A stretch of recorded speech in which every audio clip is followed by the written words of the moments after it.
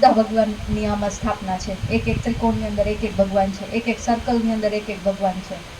તો હર એક દેવી દેવતાઓની આમાં સ્થાપના કરેલી છે. બ્રહ્માંડની રચના એ શ્રીયંત્રથી એની જીઓગ્રાફી છે. બ્રહ્માંડની ભગવાને જે રચના કરી એનો ગ્રાફ ડિઝાઇન હોય ને એ આ છે. જર્મનીના સાયન્ટિસ્ટે રિસર્ચ કરી પાસ્ટ લાઈફ રિગ્રેશન ઉપર, કે જેને પાછલા જન્મો યાદ આવ્યા હોય એવા લોકોને એકઠા કર્યા અને એની ઉપર સર્વે કર્યો. એને અમુક ઇસીજીના રિપોર્ટ કર્યા, અમુક સિમ્ટમ્સ આપીને કે ભાઈ આ સિચ્યુએશનમાં તમે છો, તમે શું કરશો. અને આ બધું બ્રેઇનના વેવ્સ આલ્ફા, બીટા, થીટા અને ડેલ્ટા આ ગણતરીથી એ જાણે વૈજ્ઞાનિકો કે ભાઈ અત્યારે એની મનસ્થિતિ શું છે. તો બહુ આશ્ચર્યની સાથે આ શ્રીયંત્રના અમુક પાર્ટ એના મગજમાં બનતા હતા, એ છબીઓ બનતી હતી, જેને આપણે જે યજ્ઞ કર્યો હોય અથવા તો જોયો હશે તો બધા દેવતાઓને બેસાડવા માટે એક એક મંડળ બને, એની ઉપર એ ભગવાનને બેસાડે.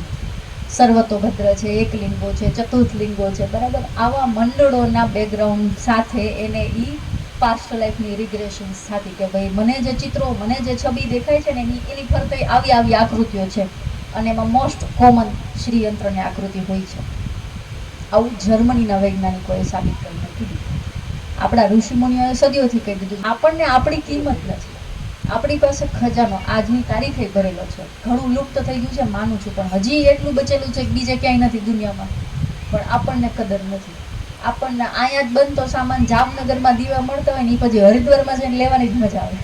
એ અહીંયા જ બને છે. અહીંથી હરિદ્વારમાં જાય એના પાછા પૈસા જોડે અને ત્યાંથી લઈને આવવાની મજા છે. એ તો ના યાદ હતી જાત્રામાં ગયા એટલે લઈને આવ્યા. એટલે આ માનસિકતા થઈ ગઈ છે. તો એમાં મારે થોડોક એવો સુધાર જોઈએ છે કે આપણને આપણી કિંમત થાય. તમે તમારી કિંમત કરશો તો જગત કરશો, તમે તમારી કિંમત નહીં કરો દુનિયામાં કોઈ નહીં કરે. એવું જ આપણા ધર્મ સાથે છે ને. આપણને આપણા ધર્મની કોઈ કિંમત નથી એટલે બીજા કોઈ નહીં નથી. કોઈ બીજા શું કામ સાબિત કરે કે બીજા શું કામ કે નહીં તમારો ધર્મ સારો છે અને ઈ કે એટલે સારો છે, એવું ક્યાંથી? આપણને આપણા ધર્મનું ગૌરવ હોવું જોઈએ. હું સનાતન હિન્દુ છું તો મને એનું ગૌરવ છે, નહીં કે કોઈ બીજો ત્રીજો વ્યક્તિ આવીને કે એટલે. અને એ ક્યાંથી હોય, કેવી રીતે ગૌરવ કેમ થશે? જાણકારી હશે તો ને, ખબર હશે તો ને કે ભાઈ મારો ધર્મ કેટલો વિશાળ છે, કેટલો સમૃદ્ધ છે, એ ખબર હશે તો ને. તો સમગ્રતામાં ન જાણી શકો એટલો સમય નથી. હવે કળિયુગમાં મનુષ્યનું આયુષ્ય એટલું ઘટી ગયું છે કે હવે કંઈ 12 વર્ષના તપ હવે નથી કરી શકાતા. તો શું કરશો?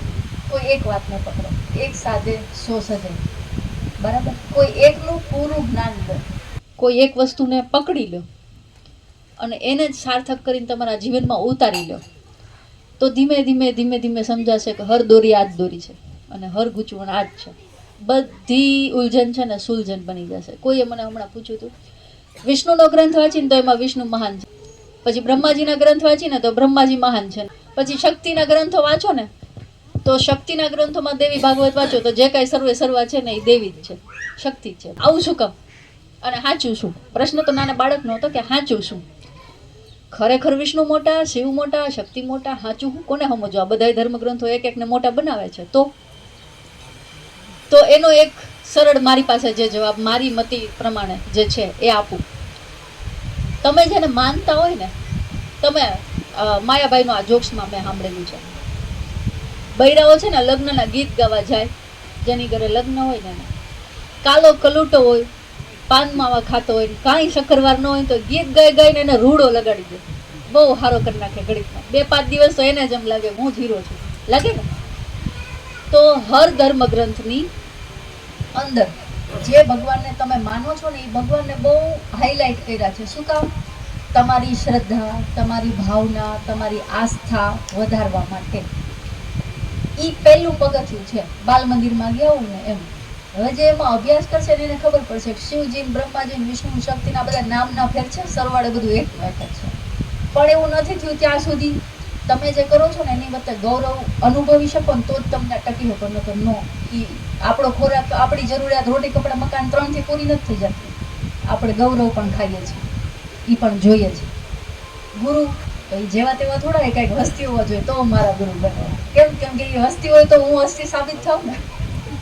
એ ચીલા ચાલુ તો હું ચીલા ચાલુ. એટલે આપણી આ મનુષ્ય માત્રની આ વૃત્તિ છે તો આપણે જે ગ્રંથ વાંચીએ અને જેની ઉપર શ્રદ્ધા રાખીએ ને એમાં ઈ ભગવાનને આપણા ઋષિઓએ બહુ હાઇલાઇટ કર્યા છે કે ભાઈ આખા બ્રહ્માંડનો સાર અને આખી સૃષ્ટિ આના એકથી જ હાલે છે. શું કામ? તમારી ભાવના, તમારી શ્રદ્ધા, તમારી આસ્થા એના ઉપર બની રહેવા માટે.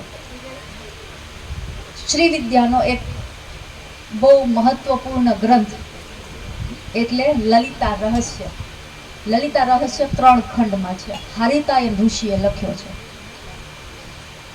પરશુરામજીના શિષ્ય પરશુરામજીને એ ભગવાન દત્તે આપ્યો હતો. બરાબર? તો આ આખી જે કથા છે ને જેને લખીને હરિતાયન ઋષિ, એણે ખરેખર શ્રી વિદ્યાનો કકોય નહોતો ખબર. એને દેવી લલિતા વિશે ખરેખર કાંઈ નહોતી ખબર. એ જ્યારે એમના ગુરુ પાસે ગયા ને, એટલે હું કેમ બોલું છું એમ એમ પરશુરામે એને વિદ્યા આપી અને સાંભળી પાછા જ્યાં પહોંચ્યા ને પોતાના સ્થાન ઉપર ભૂલી ગયા બધું. અને બ્રહ્માજીએ કીધું કે હવે તમને જે જ્ઞાન તમારા ગુરુએ આપ્યું ને એનો ગ્રંથ લખો એટલે આખા જગતને મળે. ઓલા ભાઈ મૂંઝાઈ ગયા, કરવાનું શું? યાદ તો કાંઈ છે નહીં ગુરુજીએ જે કીધું હતું.